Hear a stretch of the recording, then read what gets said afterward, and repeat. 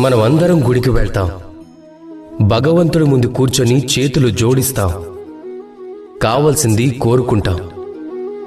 ఎప్పుడైనా ఆలోచించారా దేవుడికి ఏమనిపించుంటుందో? నా భక్తులు నా దగ్గరకు వచ్చేది కోరికలు నెరవేర్చుకోవడానికి కానీ నన్ను కలవడానికి కాదు అని. అందరూ గుడికి వెళ్తారు, తమ తమ కోరికలని దేవుడి ముందు పెడతారు. ఒకవేళ వారి కోరికలు నెరవేరకపోతే నిరాశ చెందుతారు. కనుక ఇకపై ఎప్పుడు గుడికి వెళ్ళినా మీరు భగవంతుడి ముందు కూర్చోండి, నమస్కరించండి, ధన్యవాదాలు చెప్పండి. ధన్యవాదాలు దేవా, మీరు నాకు ఏదైతే ఇచ్చారో దానితో నేను సంతుష్టుడనయ్యాను అని. నాకు మీ మార్గదర్శనం చాలు.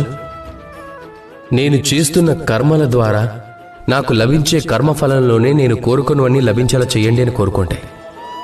ఒకవేళ కోరుకోవటానికి మాత్రమే గుడికి వెళ్తే మీరు ఆ దేవుడు ముందు ఎంతో చిన్నవారైపోతారు. అలా కాకుండా మీ పనిని మీరు చేసి దైవానికి కృతజ్ఞతలు చెప్పడానికి వెళ్తే మీరు నిజమైన దైవాన్ని చూడగలుగుతారు. రాధాకృష్ణ.